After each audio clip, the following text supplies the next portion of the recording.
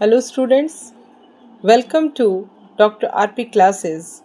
Today we are going to study democracy, its meaning, merits and demerits. So let's begin our class.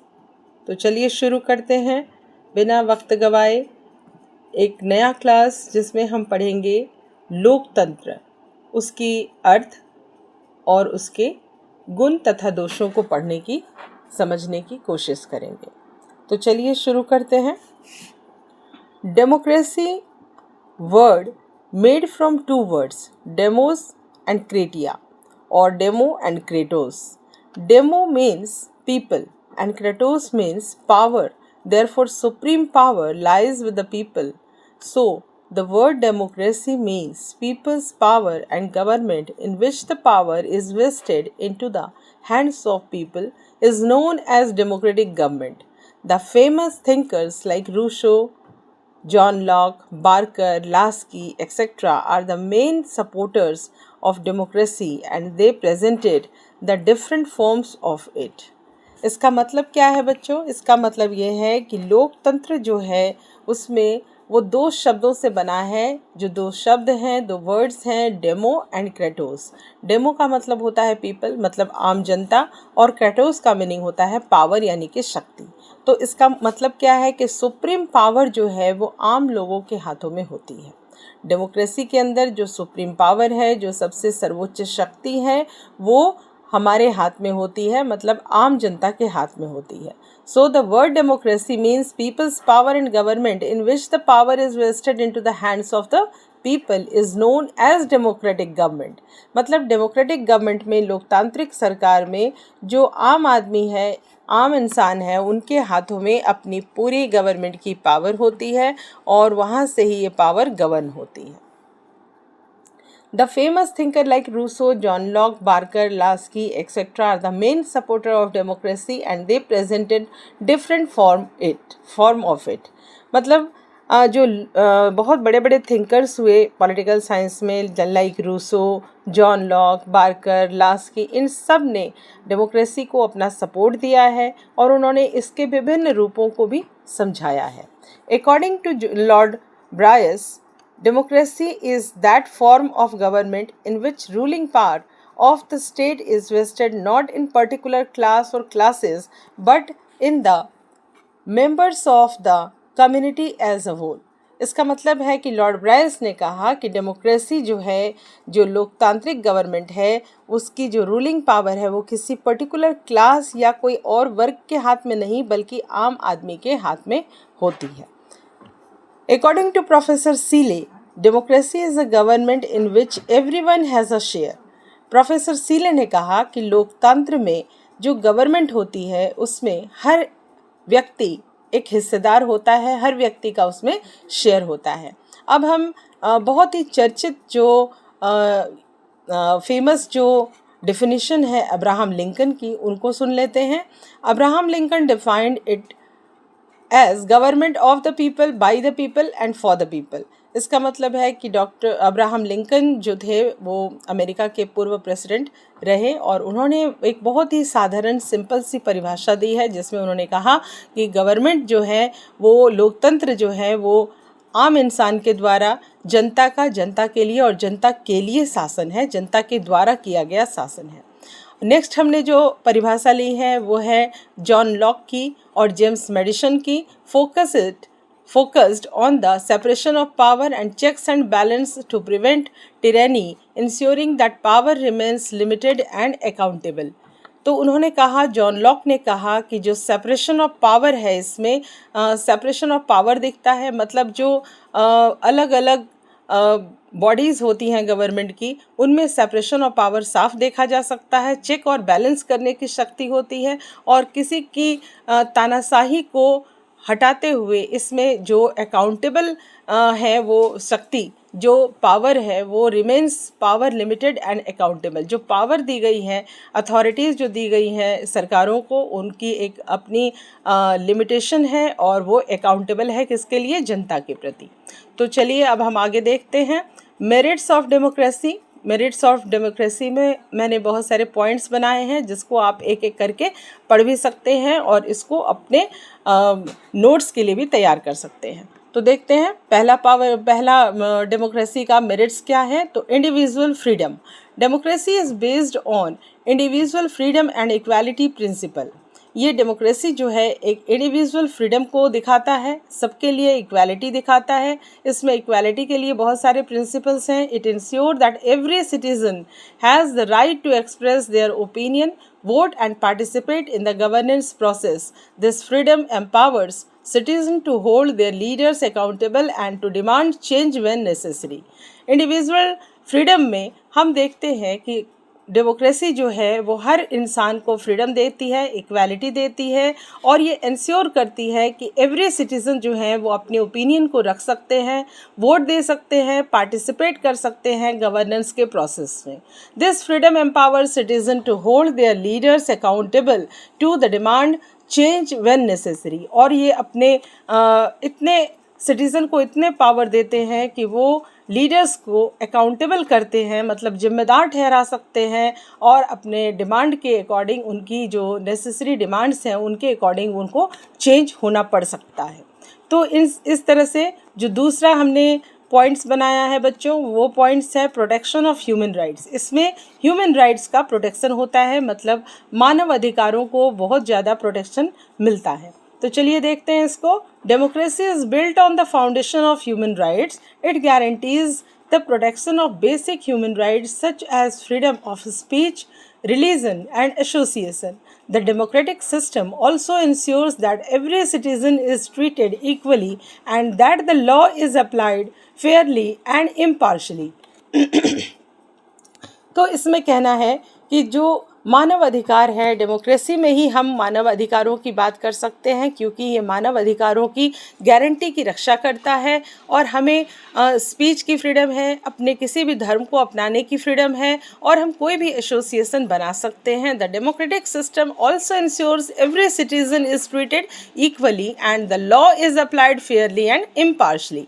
इसका मतलब है कि जो democratic system है वो हमें इंश्योर करता है कि हर सिटीजन को इक्वली ट्रीटेड किया जाएगा, इक्वली ट्रीट किया जाएगा और हर लोगों के प्रति न्याय एक फेयरली और इम्पार्शली, मतलब कभी भी न्याय जो होगा वो इम्पार्शल नहीं होगा, इम्पार्शल होगा और फेयर होगा।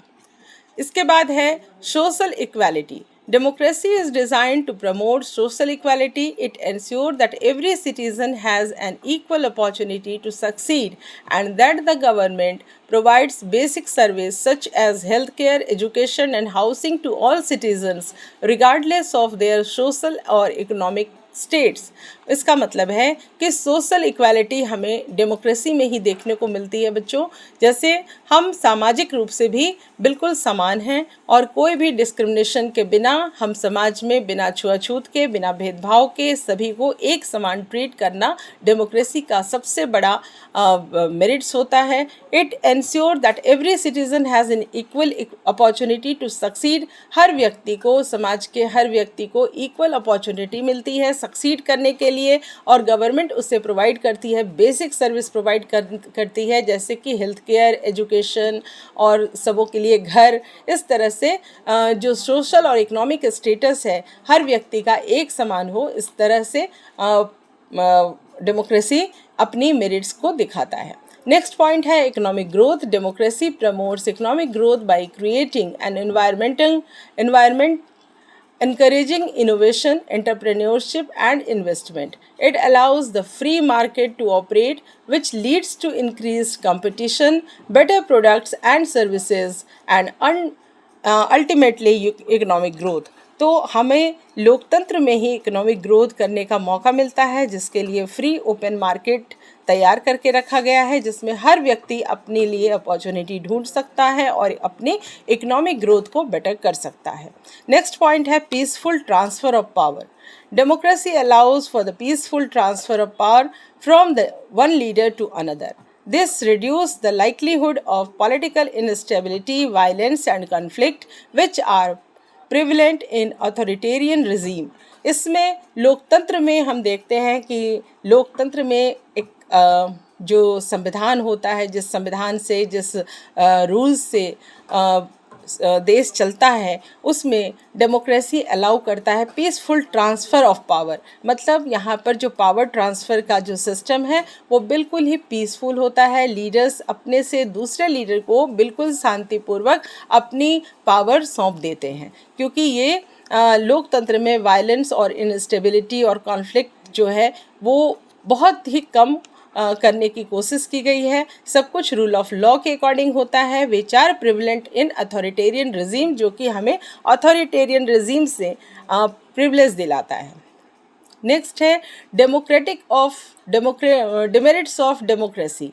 तो अब हम मेरिट्स को देखने के बाद कुछ डेमोक्रेसी के डिमेरिट्स भी देख लेते हैं। तो पहला जो मैंने पॉइंट्स बनाया है वो है स्लो डिसीजन मेकिंग।